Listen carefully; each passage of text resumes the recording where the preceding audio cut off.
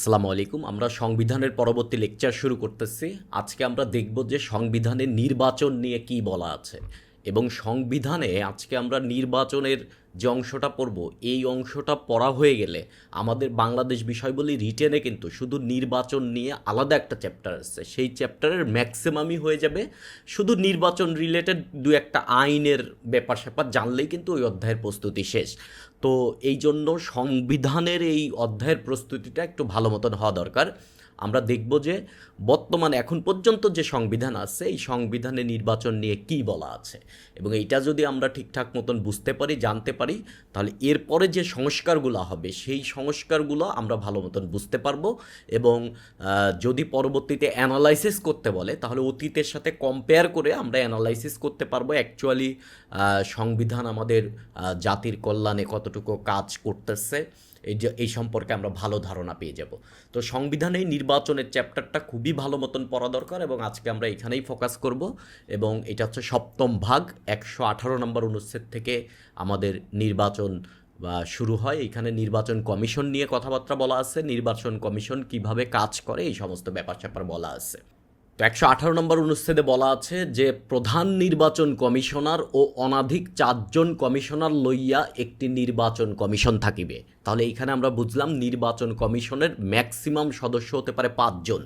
এর মধ্যে একজন হবেন প্রধান নির্বাচন কমিশনার আর অনধিক 4 জন।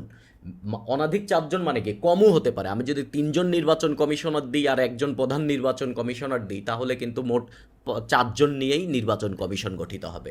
তো সর্বোচ্চ আমাদের নির্বাচন কমিশনে মেম্বার হতে পারে 5 জন। এখন এদেরকে কে নিয়োগ দিবে? এদেরকে নিয়োগ দিবে রাষ্ট্রপতি, নিয়োগ দিবে মহামান্য রাষ্ট্রপতি, এদেরকে নিয়োগ দিবে এবং এই বিষয়ে প্রণীত আইন দ্বারা এটা নিয়োগ দেওয়া হবে।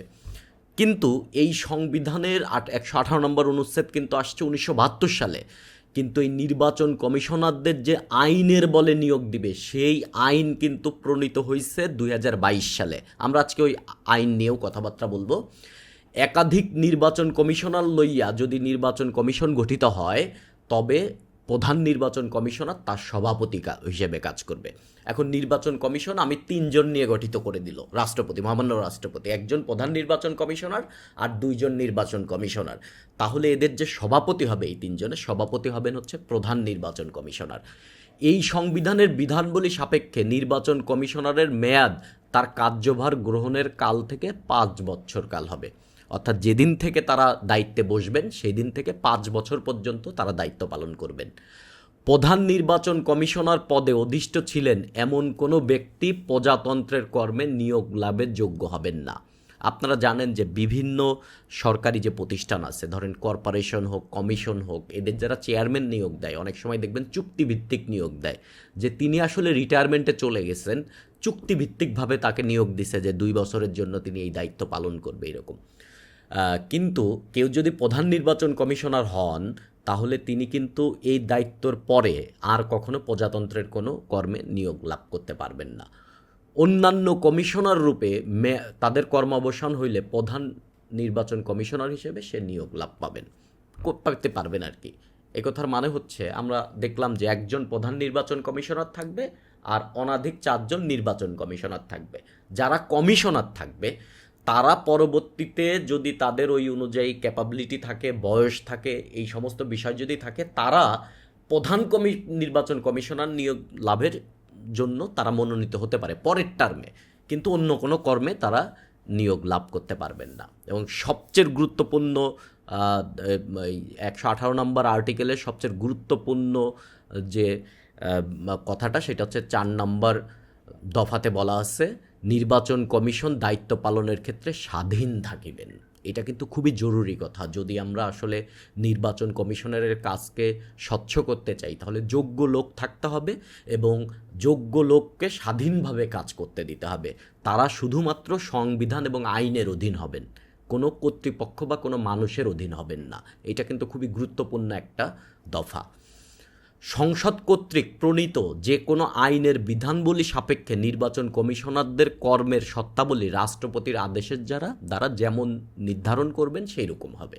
অর্থাৎ মহামান্য রাষ্ট্রপতি যদি বলেন যে এই কার্যকলাপ নির্বাচন কমিশনাররা করবেন বা নির্বাচন কমিশন করবেন, তিনিও আইনের বলে বলবেন, তাহলে তারা এই সমস্ত কার্যক্রম পরিচালনা করবে। তবে শর্ত থাকে যে সুপ্রিম কোর্টের বিচারক যেরূপ পদ্ধতিতে অপসারিত হইতে পারে সেইরূপ পদ্ধতি বা কারণ ব্যতীত নির্বাচন কমিশনারকে এদেরকে অপসারিত করা যাবে না। এখন সুপ্রিম কোর্টের বিচারকদের বর্তমান সংবিধানে কিভাবে অপসারণ করা হয়, এই যে আপনারা দেখেছেন সংসদের মাধ্যমে তাদের কিন্তু অপসারণ করা হয়। কিন্তু এর আগে কিন্তু পঞ্চদশ সংশোধনের আগে ছিল সুপ্রিম জুডিশিয়াল কাউন্সিল প্রতিষ্ঠিত হতো। সেই সুপ্রিম জুডিশিয়াল কাউন্সিল যাচাই বাছাই করে কিন্তু তাদের অপসারণ করতে পারত। তার মানে যদি বর্তমান সংবিধানকে আমরা সংবিধান আলোকে কিন্তু নির্বাচন কমিশনারদেরকে অপসারণ করে দিতে পারে সংসদ। তো পরবর্তীতে যদি কখনো আবার ধরেন সুপ্রিম জুডিশিয়াল কাউন্সিল আবার প্রতিষ্ঠিত হয়, তাহলে সেক্ষেত্রে এদের অপসারণ করার ব্যাপারও কিন্তু সুপ্রিম জুডিশিয়াল কাউন্সিলের কাছে চলে যাবে। কেননা সুপ্রিম কোর্টের বিচারকরা যেভাবে অপসারিত হয় সেইভাবে অপসারিত হবে। আর যদি এই পদ্ধতিটাকে সংস্কার করা হয়, তাহলে তখন সেই অনুযায়ী অ্যাকচুয়ালি তারা অপসারিত হবে আর কি। এবং নির্বাচন কমিশনার রাষ্ট্রপতিকে উদ্দেশ্য করিয়া স্বাক্ষরযুক্ত পদত্যাগপত্রের মাধ্যমে তারা চাইলে পদত্যাগ করতে পারবে। এখন আপনি 5 বছরের জন্য নিয়োগ লাভ করলেন, কিন্তু আপনার আর পারতেছেন না বা আপনি দায়িত্ব পালন করতে চাচ্ছেন না আপনার শারীরিক বিভিন্ন কারণে, তখন আপনি রাষ্ট্রপতির কাছে আপনি পদত্যাগপত্র দিয়ে আপনি পদত্যাগ করতে পারবেন। এবং নির্বাচন কমিশনারদের কিন্তু শপথ বাক্য পাঠ করতে হবে। এদেরকে শপথ বাক্য পাঠ করান হচ্ছে মহামান্য প্রধান বিচারপতি।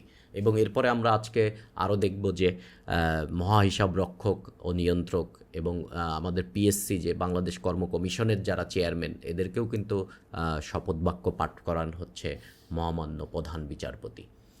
তো নির্বাচন কমিশন কিভাবে প্রতিষ্ঠিত হয়, তাদের দায়িত্ব কি, এটা আমরা বুঝলাম। আমরা একটা আইন দেখব যে নির্বাচন কমিশনারদেরকে রাষ্ট্রপতি যে নিয়োগ দিবেন, এই রাষ্ট্রপতি কোন পদ্ধতিতে নিয়োগ দিবেন, এইটা হচ্ছে আমরা দেখব। এই আইনটা 2022 সালে হয়েছে। এই আইনটা আসলে আরও অনেক আগে হওয়ার কথা ছিল, এবং যখন এটা হয় পত্রপত্রিকায় এরকম লেখা হচ্ছে যে আজ এত বছর পরে এই নির্বাচন কমিশনের আইন প্রণীত হলো। আপনারা যখন দেখবেন যে নির্বাচন কমিশন গঠিত হয় বা জাতীয় নির্বাচন আসে, তখন একটা সার্চ কমিটি নিয়ে খুব কথাবার্তা হয়। এটা হচ্ছে সেই আইন। এই আইনের শিরোনাম হবে কি, এই আইন প্রধান নির্বাচন কমিশনার ও অন্যান্য কমিশনার নিয়োগ আইন 2022 বলে অভিহিত হবে। এই হচ্ছে আইনের নাম, এবং এইখানে কিছু সংজ্ঞাটঙ্গা আছে, তো আমরা সেদিকে যাচ্ছি না, আপনারা একটু রিডিং করে নেবেন। 3 নম্বর ধারাতে বলা হয়েছে অনুসন্ধান কমিটি গঠন। অনুসন্ধান কমিটি হচ্ছে, দেখেন, রাষ্ট্রপতি প্রধান নির্বাচন কমিশনার ও অন্যান্য নির্বাচন কমিশনারের শূন্য পদে নিয়োগ দেওয়ার জন্য এই আইনের বর্ণিত যোগ্যতা সম্পন্ন ব্যক্তিদের নাম সুপারিশ করিবার উদ্দেশ্যে 6 সদস্যের একটা অনুসন্ধান কমিটি গঠন করবেন। এই অনুসন্ধান কমিটিটা প্রধান নির্বাচন কমিশনার কে হবেন এবং অন্যান্য কমিশনার কে হবেন তাদেরকে খুঁজে নিয়ে আসবেন। এরা হচ্ছে সার্চ কমিটি। এরা এনে মহামান্য রাষ্ট্রপতির কাছে দিবেন, রাষ্ট্রপতি দেন নিয়োগ দিবেন। এবং এই কমিটিটা 6 সদস্যের যে কমিটি, এই কমিটিটার নামই হচ্ছে সার্চ কমিটি বা অনুসন্ধান কমিটি। এখন এই কমিটিতে কারা কারা থাকবেন, যে 6 জন, তারা হচ্ছে প্রধান বিচারপতি মনোনীত আপিল বিভাগের একজন বিচারক, যিনি আবার এই সার্চ কমিটির সভাপতি হবেন। 6 জনের কমিটির সভাপতি হবেন। আমরা আগেই দেখে আসছি সুপ্রিম কোর্টের 2টা ভাগ, একটা হচ্ছে আপিল বিভাগ আর একটা হচ্ছে হাইকোর্ট বিভাগ। মহামান্য প্রধান বিচারপতির মনোনীত আপিল বিভাগের একজন বিচারক, তাহলে এই হলো একজন। প্রধান বিচারপতি কর্তৃক মনোনীত বিচার বিভাগের একজন, তাহলে আরও একজন হলো। তার মানে আপনি কি বুঝলেন যে 2 জনকে ডাইরেক্ট দিবেন হচ্ছে প্রধান বিচারপতি, একজনকে দিবেন আপিল বিভাগ থেকে আর একজনকে দিবেন হাইকোর্ট বিভাগ থেকে। এবং মহা হিসাব রক্ষক ও নিয়ন্ত্রক আমাদের যে সিজিএস আছে, তিনি পিএসসির চেয়ারম্যান বা কর্ম কমিশনের যিনি চেয়ারম্যান তিনি, এবং রাষ্ট্রপতি কর্তৃক মনোনীত 2 জন বিশিষ্ট নাগরিক, তাদের মধ্যে আবার একজন পুরুষ হবেন, একজন মহিলা হবেন। তাহলে এইখান থেকে 2 জন, 2, 3, 4, 5, 6, 6 জনের একটা কমিটি হবে। এই কমিটির যিনি সভাপতি হবেন তিনি হচ্ছে প্রথম জন হবেন হচ্ছে এই সভাপতির কমিটি। এরা হচ্ছে মূলত সার্চ কমিটির দায়িত্ব পালন করবে এবং এরা কার্যপদ্ধতি এরা সবার মাধ্যমে তারা আলোচনা করবে, মিটিং করবে, ঠিক করে নেবে। কিন্তু 6 জনের মধ্যে যদি 3 জন উপস্থিত না হয়, 3 জন যদি অনূন্যন 3 জন, তাহলে কোরাম গঠিত হবে না। কোরাম গঠিত হবে না মানে কি মিটিংই হবে না। যে সংসদের আপনারা একটা কোরামের কথা শুনছেন যে 60 জন না আসলে কোরাম হবে না। এইখানে কিন্তু 3 জন, 6 জনের যদি 3 জন মিটিংয়ে না আসেন তাহলে ওই দিন মিটিং হবে না। তারা আলাপ আলোচনা করবে, তারা বিভিন্ন কিছু বিশ্লেষণ করে দেন তারা নাম প্রস্তাব করবে এবং তারা প্রত্যেকটা পদের জন্য রাষ্ট্রপতিকে 2 জন ব্যক্তির নাম সুপারিশ করবে। এখন আপনি 4 জন ধরেন, 4 জন দিবেন হচ্ছে কমিশনার আর 1 জন দিবেন হচ্ছে প্রধান নির্বাচন কমিশনার। তাহলে প্রধান নির্বাচন কমিশনার পদের জন্য 2 জনকে সুপারিশ করবে আর এই 4 জনের জন্য 8 জনকে সুপারিশ করবে। প্রতিটা পদের জন্য 2 জন করে তারা সুপারিশ করবে। এদের ভেতর থেকে যাচাই বাছাই করে মহামান্য রাষ্ট্রপতি নিয়োগ দিবেন এদেরকে। এই হচ্ছে আইনে বলা হয়েছে। তাহলে তাদের যোগ্যতা কি? তাদের যোগ্যতা হচ্ছে তাদের বাংলাদেশের নাগরিক হইতে হবে, তাদের বয়স 50 বছর বা তার বেশি হতে হবে, সরকারের গুরুত্বপূর্ণ সরকারি, বিচার বিভাগীয়, আধা সরকারি বা বেসরকারি কোনো স্বায়ত্তশাসিত প্রতিষ্ঠানে অনূন্যন 20 বছর কাজের অভিজ্ঞতা থাকতে হবে। এই সমস্ত জিনিস যদি আপনার থাকে তাহলে আপনি এদের এইটা নিয়োগ করতে পারবেন। আবার হবেন না কখন? যদি তিনি অপ্রকৃতস্থ হয়, তার মানে আপনি পাগল যদি হন, আপনি দেউলিয়া হয়ে গেছেন বাট দেউলিয়া হতে আপনি অব্যাহতি লাভ করেননি, আপনি যদি অন্য কোনো বিদেশি দেশের নাগরিকত্ব গ্রহণ করেন, আপনি যদি নৈতিক শৃঙ্খলা বা ফৌজদারি কোনো অপরাধে আপনি যদি অপরাধী হয়ে দণ্ডিত হন, আপনি যদি ইন্টারন্যাশনাল ক্রিমিনাল বা এই যে যোগসাজশকারী আইন বা বাংলাদেশের রাজাকার হন, যে মানে পুরা ডাইরেক্ট কথা আর কি, যে আইন আছে এইটার দ্বারা যদি আপনি অপরাধী হন এবং আইনের দ্বারা আপনার পদকে অযোগ্য করতেছে না এরকম কোনো পদে যদি আপনি অধিষ্ঠিত হন, এইটুকু হচ্ছে হওয়ার যোগ্যতা আর এটা হচ্ছে না হওয়ার যোগ্যতা। তার মানে আপনি যদি এরকম হয়, একটা রিটেনে কোশ্চেন আসে বাংলাদেশের নির্বাচন কমিশনের প্রধান বা প্রধান নির্বাচন কমিশনার বা অন্যান্য কমিশনার হওয়ার যোগ্যতা কি, তখন কিন্তু আপনি এই আইনের রেফারেন্স দিবেন এবং আপনি এই সবগুলো কথা বলবেন এবং চমৎকার আপনি প্রথমে বলবেন কি কি যোগ্যতা থাকতে হবে আর এরপরে বলবেন কি কি থাকলে সে হবে না। চমৎকার একটা সুন্দর করে দিবেন, ঠিক আছে? এবং এই যে 6 জনের কমিটি হলো, এদের যে সাচিবিক দায়িত্ব, এদের তো কিছু ধরেন ডকুমেন্টেশনের কাজ আছে, মন্ত্রিপরিষদ বিভাগ সাচিবিক দায়িত্বতে এদের হেল্প করবে আর কি, ঠিক আছে? তাহলে এই হচ্ছে আইনের মোটামুটি কথা। এটা আপনারা আরেকটু রিডিং করে নেবেন, তাহলে চমৎকারভাবে এই বিষয়ে লিখতে পারবেন। এই আইনটা সবার পড়া থাকা দরকার এবং রিটেনের জন্য এই আইনটা খুবই ইম্পর্ট্যান্ট এবং এই আইনটা জানাই দরকার, ঠিক আছে? 119 নম্বর অনুচ্ছেদে বলা হচ্ছে নির্বাচন কমিশনের দায়িত্বটা কি। রাষ্ট্রপতির পদের এবং সংসদের নির্বাচনের জন্য 2টা নির্বাচনের কথা এখানে বলতেছে। দেখেন, রাষ্ট্রপতি পদের নির্বাচন আর সংসদ নির্বাচন। আমাদের মহামান্য রাষ্ট্রপতিও কিন্তু নির্বাচিত হন, বাট তিনি মানুষের ভোটে নির্বাচিত হন না, তিনি এমপিদের ভোটে নির্বাচিত হন এবং আমাদের মানুষের ভোটে, নাগরিকের ভোটে নির্বাচিত হন হচ্ছে সংসদ সদস্যরা। এইটার জন্য ভোটার তালিকা প্রস্তুতকরণের তত্ত্বাবধান, নির্দেশ ও নিয়ন্ত্রণ এবং অনুরূপ নির্বাচন পরিচালনার দায়িত্ব নির্বাচন কমিশনের উপর ন্যস্ত থাকিবে। তাহলে তিনি কি কি কাজ করিবেন? তিনি রাষ্ট্রপতি পদের নির্বাচন অনুষ্ঠান করিবেন, সংসদ সদস্য পদের নির্বাচন অনুষ্ঠান করিবেন, সংসদ সদস্য নির্বাচনের জন্য এলাকা নির্ধারণ করিবেন। যেমন ধরেন আপনার পঞ্চগড় 1, তাহলে পঞ্চগড় 1 আসনটা কতটুকু অঞ্চল নিয়ে গঠিত, পঞ্চগড় 2 আসনটা কতটুকু অঞ্চল নিয়ে গঠিত, এই সমস্ত জিনিস নির্ধারণ করবেন কিন্তু নির্বাচন কমিশন। রাষ্ট্রপতি পদের এবং সংসদের নির্বাচনের জন্য ভোটার তালিকা তারা প্রস্তুত করবেন। আপনারা দেখবেন যে আপনাদের এলাকার যে ভোটার তালিকার বিভিন্ন কাজ, এটা কিন্তু জেলা নির্বাচন অফিস করে। তাহলে নির্বাচন অফিস কিন্তু আপনার জেলার কার্যালয়, আর মেইন কার্যালয় হচ্ছে নির্বাচন কমিশন, যেটা রাজধানীর আগারগাঁয়ে অবস্থিত। এই দায়িত্বগুলোর অতিরিক্ত যেরূপ দায়িত্ব সংবিধান বা আইন দ্বারা তাদের উপর দেওয়া হবে, তারা সেই রূপ দায়িত্বও পালন করিবেন। এই হচ্ছে নির্বাচন কমিশনের দায়িত্ব। তাহলে আপনার যদি একটা রিটেন কোশ্চেন আসে যে বাংলাদেশের নির্বাচন কমিশন ও তার দায়িত্ব লেখেন, তাহলে আপনি ডাইরেক্ট সংবিধানের 118 নম্বর অনুচ্ছেদ অনুযায়ী কথা বলবেন এবং 119 নম্বর অনুচ্ছেদ অনুযায়ী কথা বলবেন, এবং এর মাঝে প্রধান নির্বাচন কমিশনার ও অন্যান্য কমিশনারদের নিয়োগ আইন 2022 সম্পর্কেও আপনি কথাবার্তা বলবেন, এবং চমৎকার হবে আপনার উত্তর। আইনের রেফারেন্স দেওয়া, সংবিধানের রেফারেন্স দিয়ে একটা উত্তর লেখা মানে চমৎকার উত্তর। নির্বাচন কমিশনের কর্মচারীগণ এই ভাগে অধীন নির্বাচন কমিশনের উপরে ন্যস্ত দায়িত্ব পালনের জন্য যেরূপ কর্মচারী প্রয়োজন হবে, নির্বাচন কমিশন অনুরোধ করিলে রাষ্ট্রপতি নির্বাচন কমিশনকে সেরূপ কর্মচারী প্রদানের ব্যবস্থা করিবেন। ধরেন নির্বাচন কমিশন থেকে বলা হচ্ছে যে আমাদের নির্বাচন অনুষ্ঠিত করতে গেলে বা ভোটার তালিকা করতে গেলে আমাদের জনবল লাগবে। তাহলে জনবলকে আমার ডাইরেক্ট ফিল্ড ওয়ার্কিংয়ের জন্যও জনবল লাগবে, আবার আমার অফিস পরিচালনার জন্যও জনবল লাগবে। ধরেন আপনার নির্বাচনের এডি আছেন, নির্বাচনের ডিডি আছেন, তাহলে এই সমস্ত পদগুলোর কথা কিন্তু সংবিধানে ডাইরেক্ট বলা নাই।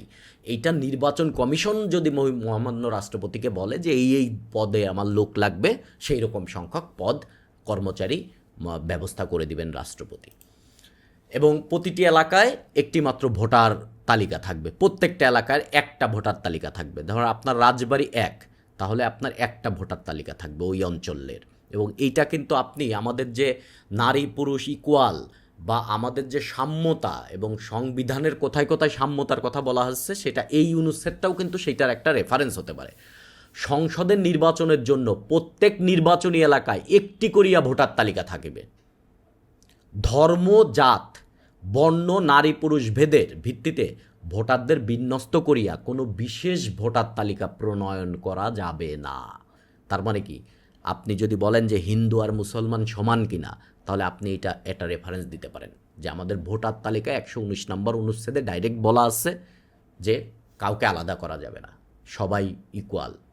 এবং ইকুয়ালিটির কথা আমরা সেই রাষ্ট্র পরিচালনার মূলনীতিতে বলে আসছি, আমরা সেই ইকুয়ালিটির কথা আমরা মৌলিক অধিকারগুলোতে বলে আসছি, বা এই সমস্ত জায়গায় কিন্তু আমরা এই ইকুয়ালিটির কথা বলছি। তো 121 নম্বর অনুচ্ছেদও কিন্তু আপনার ইকুয়ালিটির কথা বলে। সো সেই ইকুয়ালিটির কথাটা আপনি রেফারেন্সে দিতে পারেন। এবং ম্যাক্সিমাম মানুষই রিটেন পরীক্ষার সময় যখনই যে সাম্যতা নিয়ে প্রশ্ন আসবে যে বাংলাদেশের নারী অধিকারের জন্য কি কি আছে বা সরকারের গৃহীত পদক্ষেপ কী, তাহলে এখানে তো আপনার সর্বপ্রথম দিতে হবে হচ্ছে 19 নম্বর অনুচ্ছেদ, তারপরে সর্বপ্রথম আপনার দিতে হবে 28 নম্বর অনুচ্ছেদ। তাহলে এই সমস্ত অনুচ্ছেদ যখন আপনি দিবেন তখন কিন্তু 121 নম্বর অনুচ্ছেদে চলে আসবে, এবং ম্যাক্সিমাম মানুষ কিন্তু এই 121 নম্বর অনুচ্ছেদটা মিস করে যাবে।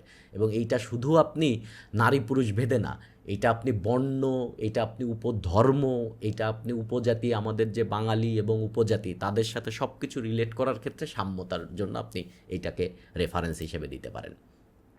122 নম্বর অনুচ্ছেদে বলা আছে যে আপনি ভোটার হওয়ার যোগ্যতা কি আপনার। প্রাপ্তবয়স্কের ভোটাধিকারের ভিত্তিতে সংসদ নির্বাচন অনুষ্ঠিত হবে, এবং ভোটার তালিকায় নাম অন্তর্ভুক্ত করতে হলে কি হতে হবে, আপনার বাংলাদেশের নাগরিক হতে হবে, আপনার বয়স 18 বছর কম না, তার মানে আপনার বয়স 18 বা তার বেশি। কোনো যোগ্য আদালত থেকে আপনাকে অপ্রকৃতস্থ বলে নাই, মানে আপনি যে পাগল না, এবং এই পাগল হইলেও সমস্যা নাই, আপনাকে আদালত থেকে এরকম পাগলের সার্টিফিকেট আপনাকে দিতে হবে, তাহলে আপনি ভোটার তালিকায় অংশগ্রহণ করতে পারবেন না। নির্বাচনী যে এলাকায় আপনি ভোটার হবেন ওই এলাকায় আপনাকে অধিবাসী হইতে হবে, এবং এইটা ওই এলাকার নির্বাচনী এলাকায় আপনার অধিবাসী হতে হবে, এবং আপনি যদি 1972 সালের যোগসাজশকারী আইনে অপরাধী না হন।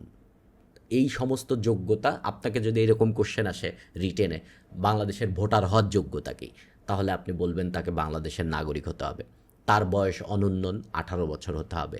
আপনি বলবেন যে তাকে বিশেষ আদালত যেন অপকৃতস্থ না বলে, এবং তিনি ওই নির্বাচনী এলাকার তিনি অধিবাসী হতে হবেন, এবং 1972 সালের যোগসাজশকারী বিশেষ ট্রাইব্যুনাল আইনে তিনি যেন দোষী সাব্যস্ত না হন। এই কথাগুলো আপনি বলবেন 122 নম্বর অনুচ্ছেদ রেফারেন্স সহ, তাহলে আপনার লেখাটা চমৎকার হবে। এবং অনেকেই ধরেন আরও অনেক কথা লিখবে, কিন্তু আপনি সংবিধানের অনুচ্ছেদ দিচ্ছেন, আপনার লেখা অন্যরকম হবে।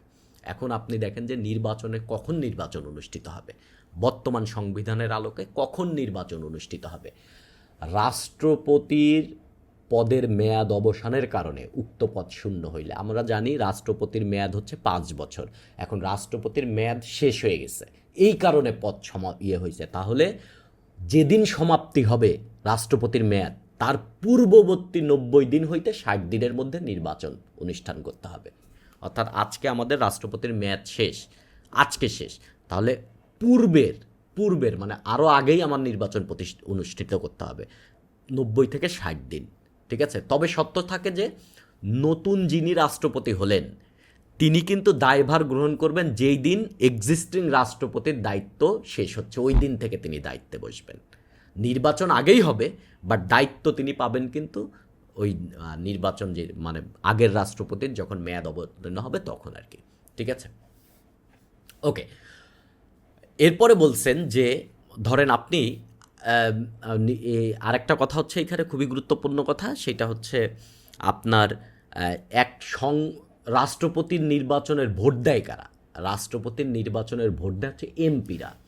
এখন ধরেন একটা নির্বাচন হয়েছে, ধরেন বাংলাদেশের 10ম জাতীয় সংসদ নির্বাচন হয়েছে, ধরেন এরকম 300 জন আমাদের এমপি তৈরি হয়েছেন। এই 300 জন এমপি ভোট দিয়ে কিন্তু একজন রাষ্ট্রপতি নির্বাচন করছেন, ঠিক আছে, একজন রাষ্ট্রপতি নির্বাচন করছেন। এখন এই রাষ্ট্রপতির মেয়াদ শেষ হয়ে গেছে, তো এই যে সংসদ, এই সংসদটা কিন্তু একবার ভোট দিয়ে রাষ্ট্রপতি নির্বাচন করছেন, পরবর্তী রাষ্ট্রপতির নির্বাচনের জন্য কিন্তু তারা ভোট দিবেন না, দিতে পারবেন না, ঠিক আছে। নতুন করে সংসদ গঠিত হবে এবং সেই সংসদের লোকজন 30 দিনের মধ্যে রাষ্ট্রপতির জন্য নির্বাচন গঠন করবেন, ঠিক আছে। তার মানে একটা সংসদ গঠন হওয়ার পরে এক সংসদ রাষ্ট্রপতি ভোট দিয়ে রাষ্ট্রপতি নির্বাচন একবারই করতে পারবে, এবং এর পরে যদি আবার রাষ্ট্রপতির নির্বাচন প্রয়োজন হয় তাহলে পরবর্তীতে এসে এটা করবেন। কিন্তু সেক্ষেত্রে কিন্তু পদত্যাগ বা অন্য কোনো কারণে যদি রাষ্ট্রপতির মেয়াদ শেষ হয় সেটা কিন্তু একটা ভিন্ন ইস্যু। এই যে দেখেন কি বলছে, মৃত্যু, পদত্যাগ বা অপসারণের ফলে রাষ্ট্রপতির পদ শেষ হলে মানে পদ শূন্য হলে শূন্য হওয়ার 90 দিনের মধ্যে, শূন্য হওয়ার 90 দিনের মধ্যে, মানে আপনি তো জানেন না যে মেয়াদ শেষ হবে কবে, এটা আপনি জানেন, কিন্তু একজন মারা যাবেন কবে এটা তো আপনি জানেন না। তাহলে না, যদি এইভাবে কোনো কারণে, কোনো দৈব বিভাগের কারণে ধরেন রাষ্ট্রপতির মেয়াদ শেষ হয়েছে বা রাষ্ট্রপতির পদ শূন্য হয়েছে, তখন পরবর্তী 90 দিনের পরে নির্বাচন হবে। সংসদ নির্বাচনের ব্যাপারেও তাই, পূর্ববর্তী 90 দিন, মেয়াদ উত্তীর্ণ হয়ে যাওয়ার পূর্ববর্তী 90 দিন, ঠিক আছে। অন্য কোনো কারণে যদি ভেঙে যায়, যেমন আমাদের বর্তমান সংসদ কিন্তু ভেঙে গেছে, তাহলে ভাঙিয়া যাইবার পরবর্তী 90 দিনের মধ্যে নির্বাচন গঠিত হবে। তাহলে এই অনুচ্ছেদটা যদি ঠিক থাকে এবং আমাদের যদি তত্ত্বাবধায়ক সরকার ব্যাক আসে, তাহলে তত্ত্বাবধায়ক সরকার এসে কিন্তু 90 দিনের মধ্যে নির্বাচন দিয়ে দিবে। কিন্তু এখন কিন্তু একটা নেসেসিটি ডক্ট্রিন বা প্রয়োজনীয় নীতি, এই অনুযায়ী কিন্তু আমাদের অন্তর্বর্তীকালীন সরকার গঠিত হয়েছে। সেই জন্য হচ্ছে অন্তর্বর্তীকালীন সরকারের এই ধরনের বিধিনিষেধ নাই, যে কেননা তারা হচ্ছে নেসেসিটি ডক্ট্রিন ফলো করতেছে। আর নেসেসিটি ডক্ট্রিনকে এটা কোনো লিখিত কোনো কিছু না, প্রয়োজন অনুযায়ী ওই অনুযায়ী ব্যবস্থা গ্রহণ করা, ঠিক আছে। ওকে, আশা করি এটা আপনি বুঝছেন যে কখন নির্বাচন হবে এবং কি কারণে নির্বাচন হবে। আরেকটু রিডিং পড়লেই আপনি এটা বুঝতে পারবেন। নির্বাচন সম্পর্কে সংসদে বিধান প্রণয়নের ক্ষমতা।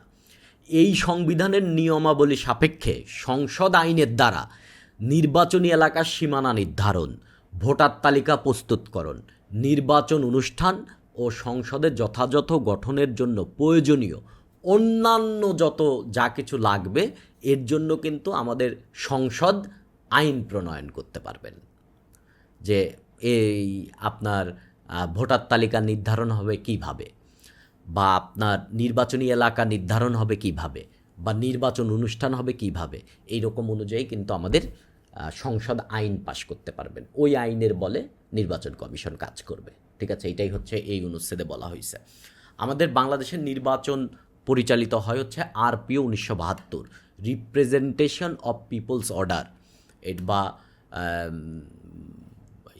এইটা কিন্তু একটা অর্ডার 1972 সালে যখন এইটা অর্ডার হয়েছে, মানে কি অর্ডার কেন, অর্ডার বা আদেশ, এটা কেন, এটা হচ্ছে আপনার তখন সংবিধান ছিল না, সংবিধান রচিত হয় নাই তখন মহামান্য রাষ্ট্রপতি, তদানীন্তন মহামান্য রাষ্ট্রপতির অর্ডারে এই যে আইনটা হয়েছিল, সেই আইনটা বিভিন্ন সময় সংশোধন হয়েছে, বাট ওর উপরে বেস করেই কিন্তু নির্বাচন প্রতিষ্ঠিত হয়। আরপিও 1972 নিয়ে আমরা সংবিধানের বাংলাদেশ বিষয়বলির অধ্যায় যখন পড়ব তখন দেখবেন আমরা চমৎকার এটা ক্লিয়ার হয়ে যাব আরপিও কী।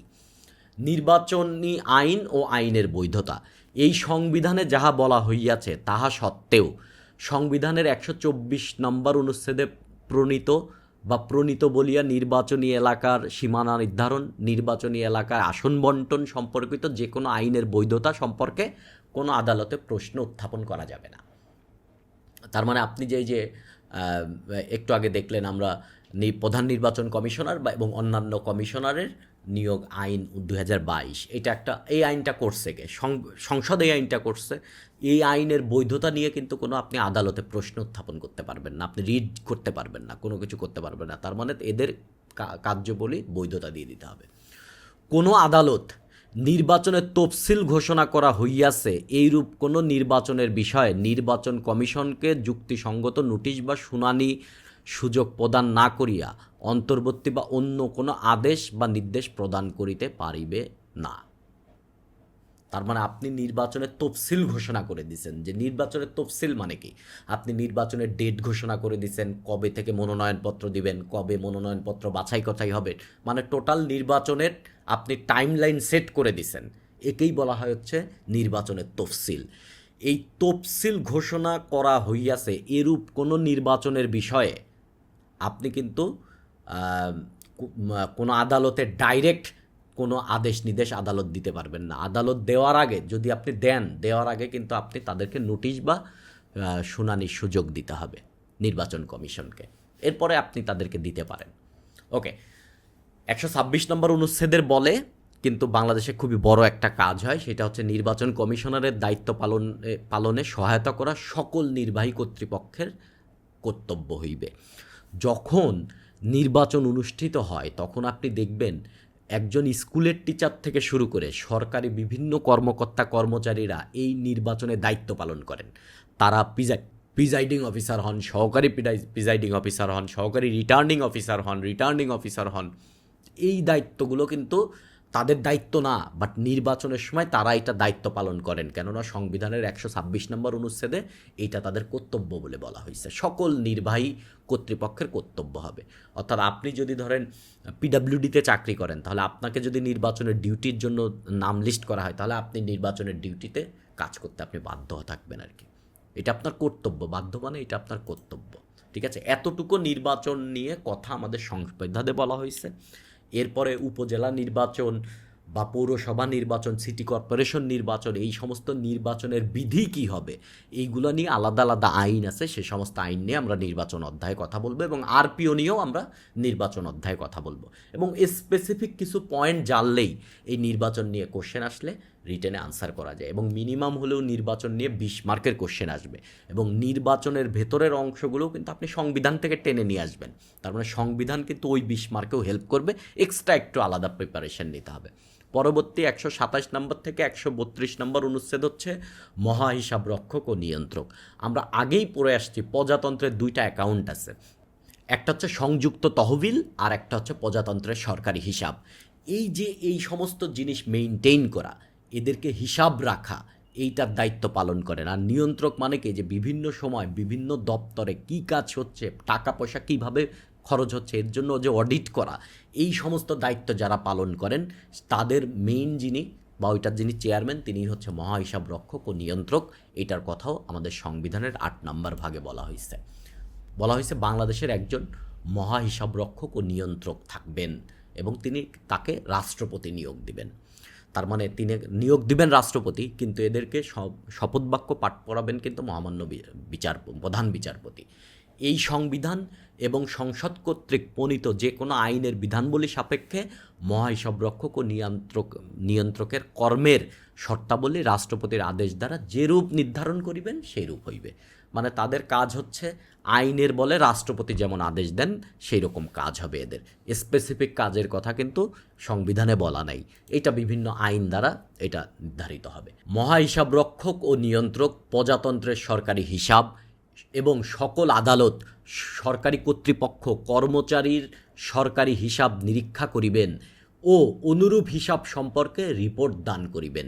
এবং সেই উদ্দেশ্যে তিনি কিংবা সেই প্রয়োজনে তাহার দ্বারা ক্ষমতাপ্রাপ্ত কোনো ব্যক্তি প্রজাতন্ত্রের কর্মে নিযুক্ত যে কোনো ব্যক্তির দখলভুক্ত সকল নথি, বহি, রসিদ, দলিল, নগদর্থ, স্ট্যাম্প, জামিন, ভাণ্ডার, অন্য প্রকার সরকারি সম্পত্তি পরীক্ষার অধিকারী হইবেন। তার মানে মহা হিসাব রক্ষক ও নিয়ন্ত্রক কতগুলো কাজ করতে পারবেন দেখেন। এইগুলা তো নিয়ন্ত্রণ করতেই পারবে।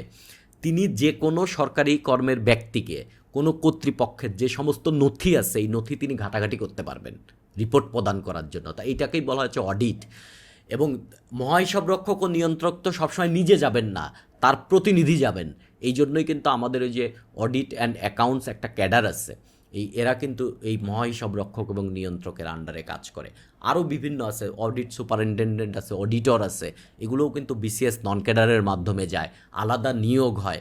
এরা অডিটের বিভিন্ন কার্যক্রম পরিচালনা করে এবং এটা বেশ ভালো একটা ক্যাডার। আপনারা চাইলে এটাকেও সামনের দিকে রাখতে পারেন।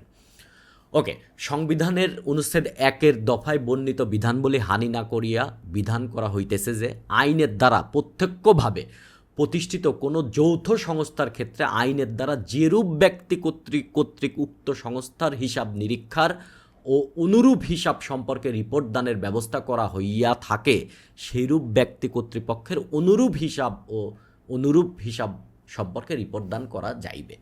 ধরেন আপনি এরকম একটা বললেন যে আমাদের এই যে মহাহিসাব রক্ষক নিয়ন্ত্রকের আন্ডারে অনেকগুলো কিন্তু আলাদা আছে, যেমন সেনাবাহিনীর অডিট করার জন্য কিন্তু আলাদা একটা কর্তৃপক্ষ আছে, তারা সেনাবাহিনীর অডিট করে। সো এইরকম আপনি আলাদাটা করার জন্য আলাদা আপনি করতে পারবেন। এইটা এখানে বলা আছে যে শুধুমাত্র মহাহিসাব রক্ষক নিয়ন্ত্রক ডাইরেক্ট করবেন এরকম না, আপনি একটা অর্গানাইজেশনের অডিট করার জন্য আপনি এক ধরনের অডিট কর্তৃপক্ষ আপনি গঠন করতে পারবেন এবং তারা এই কাজটা করবে। ঠিক আছে, বাকিটুকু তো জানার দরকার নেই, এটা আপনারা রিডিং পড়লেই জানবেন। তাদের মেয়াদ কেমন? একই, তাদের মেয়াদ হবে 5 বছর বা 65 বছর বয়স হতে হবে। মানে আপনি ধরেন ঘটনাটা কি, আপনি 63 বছর বয়সে আপনি মহাহিসাব রক্ষক ও নিয়ন্ত্রক হিসেবে আপনি নিয়োগ লাভ করলেন, আপনার মেয়াদ হচ্ছে 5 বছর। তার মানে আপনার বয়স কিন্তু হয়ে যাবে 68, কিন্তু আপনার বয়স 65 হওয়ার সাথে সাথে আপনার পদ শূন্য হবে, যেটা আগে আসে। কিন্তু আপনি যদি 59 বছর বয়সে আপনি নিয়োগ লাভ করেন, তাহলে কিন্তু আপনি 64 বছর বয়সে আপনার 5 বছর হয়ে যাবে। সো আপনি কিন্তু পদ থেকে অব্যাহতি লাভ করবেন, যেটা আগে আসে। অর্থাৎ আপনার 5 বছর বা পদের মেয়াদের 5 বছর অথবা আপনার বয়স 65, দুইটার যেটা আগে আসে সেই অনুযায়ী আপনি আপনার পদে হবে। এই যে সুপ্রিম কোর্টের বিচারকরা যেভাবে অপসারিত হন সেইভাবে এরাও অপসারিত হতে পারবে।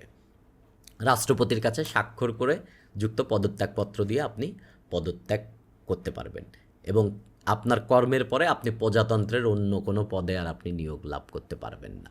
এবং এই যে বিষয়গুলো দেখেন, নির্বাচন কমিশনারের যে বিষয়গুলো আর মহাহিসাব রক্ষক নিয়ন্ত্রকের বিষয়গুলো এবং এরপরে পিএসসির সদস্য বা পিএসসি মেম্বারদের বা পিএসসি চেয়ারম্যানের যে সমস্ত ব্যবস্থা সব একই।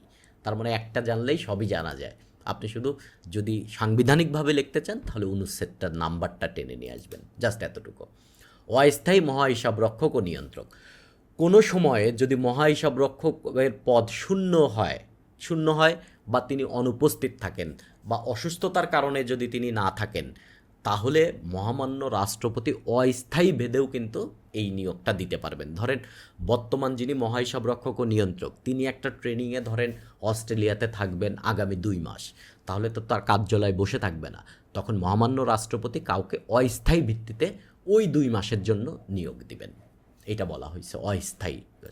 31 নম্বর হিসেবে বলা হয়েছে যে প্রজাতন্ত্রের হিসাব রক্ষার আকার ও পদ্ধতিটা কেমন হবে।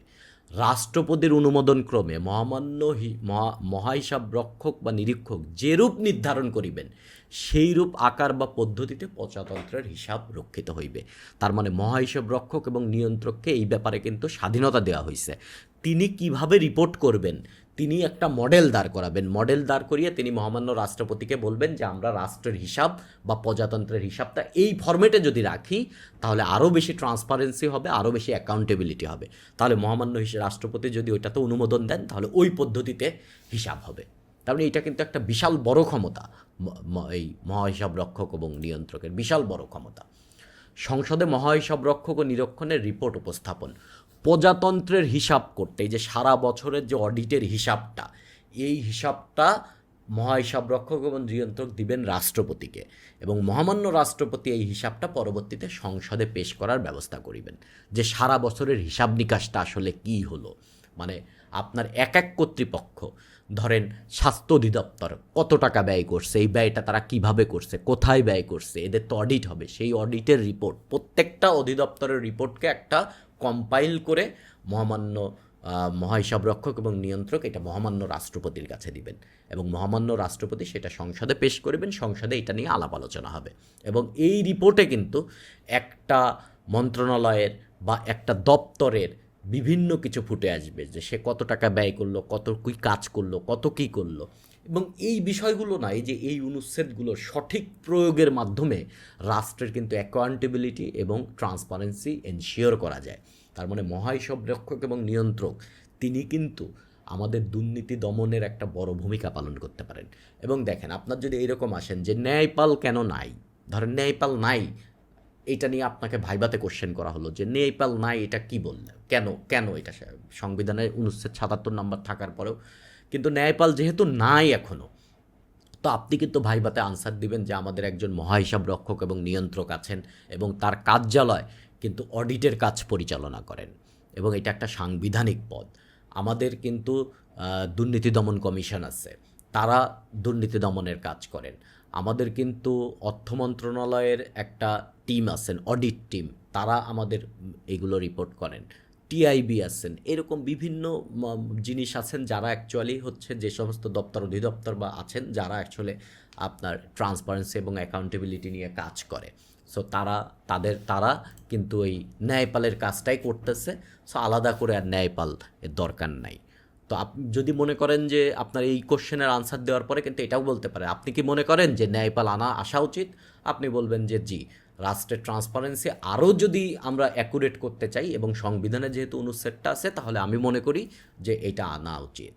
তাহলে আপনি তখন আপনাকে আটকায় দিতে পারে যে তাহলে সংবিধানে আছে এতদিন নাই, এটাকে আপনি অপছন্দ করতেছেন।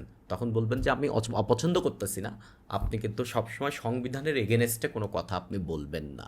আপনি কিন্তু আইনের বাইরে কোনো কথা বলতে পারবেন না, আপনি আইন দ্বারা আপনার হাত বাঁধা। সো আপনি কিন্তু চমৎকারভাবে আপনার উত্তর সাজাবেন। সো এই সমস্ত কারণেই হচ্ছে বিভিন্ন কিছুতে এই সমস্ত জিনিস জানা দরকার। এটা শুধু প্রিলি রিটেন প্রস্তুতির জন্যই না, আমি আবার বলছি, ক্যাডার সার্ভিসে চাকরি করতে যাবেন আপনি, আপনাকে মেন্টালি বড় হতে হবে, আপনি বিভিন্ন জিনিস জানবেন। আজকে আমরা অল্প কয়েকটা অনুচ্ছেদ জানলাম এই লেকচারে, বাট এই কয়টা অনুচ্ছেদের মাধ্যমেও কিন্তু আপনি বুঝতে পারলেন যে নির্বাচন কমিশন নিয়ে আসলে কী বলা হয়েছে সংবিধানে, এবং নির্বাচন কমিশনারদের যে সার্চ কমিটি কীভাবে গঠিত হবে, এই সমস্ত বিষয় আপনি জানলেন। এই যে তথ্য দিয়ে আপনি ধীরে ধীরে আপনি মাথাকে বড় করতেছেন, মেন্টালিটি বড় করতেছেন, তখন কিন্তু আপনি বুঝবেন যে যে কোনো মুহূর্তে যে কোনো জায়গায় যে কোনো লোককে নিয়োগ দিয়ে ফেলা যাবে না, এর পিছনে আইন আছে, সেই আইনের বলে কাজ হবে, এবং আইন কিভাবে ফাংশন করে এটা আপনি বুঝবেন। কেননা আপনি কখনোই আইনের বাইরে কোনো কাজ করবেন না, এবং আইনের বাইরে যদি কোনো কাজ করেন তাহলে আপনি করাপ্টেড মানুষ হয়ে যাবেন। আর রাষ্ট্র করাপ্টেড মানুষজনগুলো রাষ্ট্রের ভালোর জন্য দরকার নাই।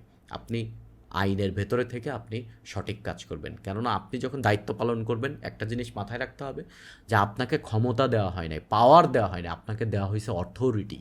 ওই পাওয়ারটা আপনার না, ওই পাওয়ারটা আপনার পোস্ট, আপনার পদবীর, আপনার চেয়ারের। আপনি শুধু একজন ম্যান হিসেবে ওইটাকে দায়িত্বটা পালন করতেছেন। সবাই ভালো থাকবেন, এতটুকু পর্যন্ত সংবিধানের প্রস্তুতি নেবেন। বাংলাদেশ চিরজীবী হোক।